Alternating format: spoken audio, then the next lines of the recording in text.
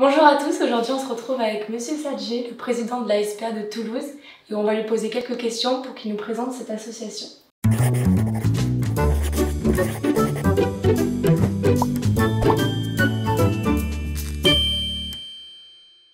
Alors d'abord, pouvez-vous nous présenter la SPA Toulouse? Et je vais essayer de vous la présenter. Alors c'est une vieille association puisqu'elle a été reconnue d'utilité publique en 1941. C'est une association dont le but est tourné vers les animaux au sens large, plus particulièrement les chiens et les chats, mais nous avons aussi un petit peu des compléments. On a par exemple maintenant, viennent de rentrer des petits cochons. Petit cochon vietnamien, il en est rentré 5, et il y avait parmi les 5 cochons 2 petites femelles qui nous ont fait chacune 5 petits cochons. Ça veut dire que nous en avons 15, on en a fait adopter 2, il en reste 13. Alors ils sont mignons, ils sont là-bas, mais enfin, si quelqu'un veut se donner la peine de les adopter, pas pour les manger surtout, non, oui, voilà. Comme compagnie, les personnes qui voudront adopter seront les bienvenues. Donc nous avons aussi à côté 3 boucs, on en a eu jusqu'à 6 ou 7, trouvés dans les rues de Toulouse ou aux alentours. Et cette structure bénéficie par bail amphithéotique d'un ensemble de bâtiments qui ont été mis en forme par la ville de Toulouse. Nous avons aménagé dans le secteur ici en 1993, donc ça commence à faire un peu de temps, ça va faire bientôt 30 ans. Et nos installations vieillissent gentiment, mais enfin elles restent encore parfaitement utilisables et en relativement bon état. Du coup, quelles seraient les difficultés que vous rencontrez? Des difficultés multiples. Alors on a d'abord des difficultés financières parce que notre exploitation fait appel à des salariés. Nous en avons 17. Ces 17 salariés coûtent quand même quelque argent. La masse financière de salaire et charges, c'est 390 000 € en 2021, l'exercice. Donc nous avons quelques recettes à côté, etc.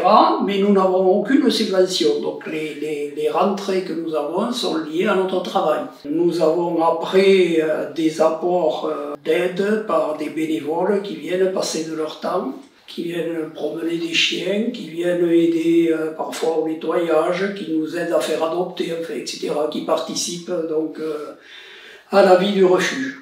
Alors, ce qui nous aide, c'est bien sûr les gens qui nous apportent quelques compléments financiers, et particulièrement de temps en temps, nous avons quelques personnes qui nous font un leg, et ce qui nous permet d'équilibrer nos comptes. Si c'était pas ça, s'il n'y avait pas de leg, on serait en faillite.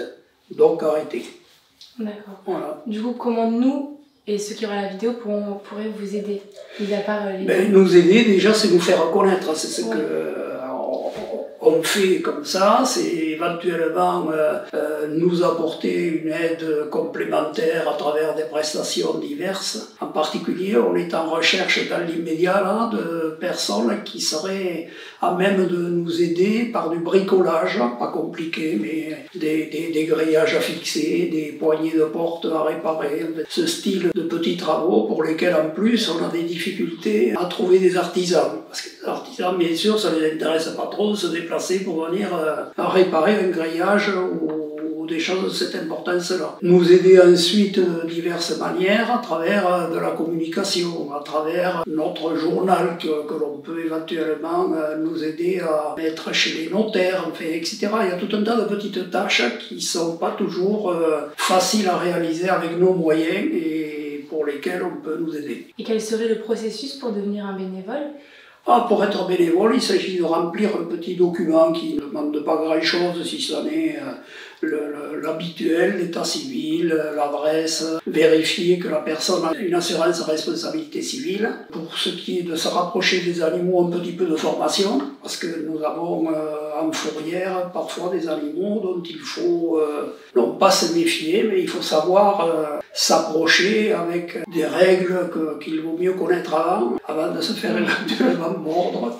Donc ça se prépare, c'est pas mission impossible, mais encore faut-il s'y préparer. Puis voilà, je pense qu'on a fait un peu le tour sommairement, mais on ne peut pas trop rentrer dans le détail, je pense comme ça. Combien coûte aujourd'hui pour le refuge la pension d'un animal? Aux alentours de 6 € par jour. Et un chat, c'est aux alentours de 3 €, parce qu'on compte sommairement. La chambre, ça mange moins, les bâtiments sont beaucoup moins étalés, ils sont plus faciles à maîtriser. Enfin, bon, quoique les chats, ce sont des animaux très particuliers, ils sont beaucoup moins faciles à faire vivre que les chiens quand même. Hein.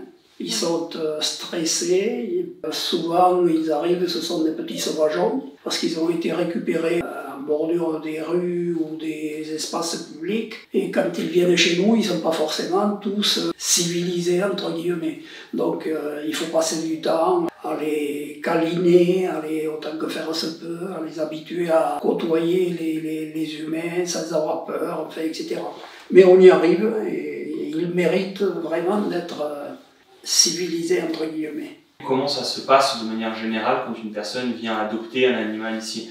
Est-ce que ça se passe plutôt bien? Est-ce que c'est compliqué, etc.? Alors, adopter un animal chez nous, c'est simple. C'est comme d'habitude, on vérifie en discutant quand même avec la personne que l'animal adopté va être dans un milieu qui lui permettra de vivre convenablement. On a parfois, ça arrive, des gens qui ont envie d'adopter un gros chien et qui vivent dans un petit appartement. Alors c'est pas toujours facile, bien que si on nous explique que ce chien va être promené régulièrement, au moins une fois par jour pour aller faire un grand tour et ses petits besoins, c'est compatible, mais encore faut-il être sûr que ça va se dérouler comme ça. Ensuite, qu'est-ce qu'il faut? Il faut s'engager à lui offrir de quoi manger, se faire soigner quand le besoin se présente, et surtout lui apporter ce qu'il recherche, c'est de l'amour, quoi. Après, on nous donne une petite participation financière qui est quand même pas énorme, mais qui est nécessaire pour combler un petit peu ce que je vous disais tout à l'heure, notre déficit, parce qu'un animal qui arrive chez nous est stérilisé, donc ça coûte de l'argent. Il est stérilisé, il est vacciné, il est identifié, donc tous ces frais additionnés font que la participation que l'on demande ne couvre pas la dépense. Mais ce n'est pas l'essentiel. L'essentiel, c'est que l'animal vive une vie de famille heureuse et le plus longtemps possible, bien sûr. Actuellement, en revanche, nous avons un problème, si vous voulez, parce que beaucoup de chiens qui sont abandonnés sont des malinois et des staffs. Et ce sont des chiens qu'il n'est pas facile de faire adopter parce qu'ils ont du caractère. Il faut les maîtriser, quoi. Donc il faut être un peu formé et avoir un peu de caractère, plus que le chien, quoi. Sinon, ça pose problème. Ensuite, c'est des chiens que l'on ne peut pas trop mélanger avec les enfants. Ils aiment a priori jouer, mais ils ont parfois des réactions. Si un chien comme ça vous mord, ça fait du dégât, quoi. Donc il faut pas l'amener avec des petits gosses. Ou en tout cas ne pas le laisser seul avec des petits gosses. Comment vous faites alors aujourd'hui pour les adopter, ces chiens?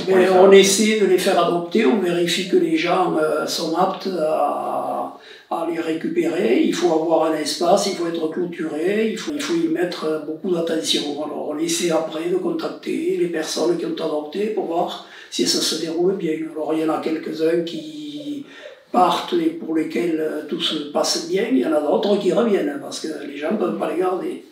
La relation maître-chien ne s'explique pas toujours, quoi. Il y a là aussi des petits phénomènes qui se passent, qui sont liés, on ne sait pas trop quoi, mais ça existe, quoi. Certains animaux, surtout les staffs, sont catégorisés. Ah oui, alors ça c'est encore un autre problème. Catégoriser, c'est pas le pire, parce que on a la possibilité, on a un ou deux vétérinaires experts auprès des tribunaux qui sont capables, à l'analyse du gabarit de l'animal, de les déclassifier. Donc on arrive à faire déclassifier beaucoup de ces chiens parce que c'est pas des prototypes en la matière. Mais le plus important, c'est pas ça, c'est qu'il faut effectivement que le maître soit à même de le faire vivre, ce chien. Et là, c'est pas pareil. À côté de ça, vous en avez là qui passent, qui sont des des chiens adorables, Oui. de ces chiens. C'est des pattes, mais on ne sait pas trop quoi. Hein. C'est surtout, moi, ce qui me fait peur, c'est la puissance qu'ils ont dans les mâchoires, un truc comme ça. Si vous chopent, hein, ça fait des dégâts. Hein. Et les Malinois, alors, c'est encore un autre problème. Ce sont des chiens très intelligents. Ils essaient d'exploiter la faille s'ils sentent qu'il y a une faille chez le maître.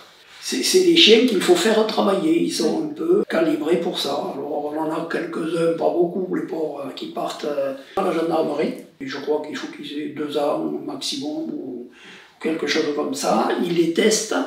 Ils viennent plusieurs fois à voir s'ils ont des qualités ou pas. Et à partir de là, quand ils rentrent dans le gabarit, ils les prennent. Et ils les prennent, ils les éduquent, ils les forment au métier qu'ils veulent leur faire faire. Et puis voilà, ils les font travailler chez eux après. C'est bien. Ah ouais, c'est bien sûr, plutôt que de passer une vie où ils sont enfermés ou à peu près. Alors ici, quand même, on en a beaucoup. Au mois de mars, on en a compté dans notre refuge plus de 50 Malinois, des Malinois, je parle que des Malinois, plus de 50.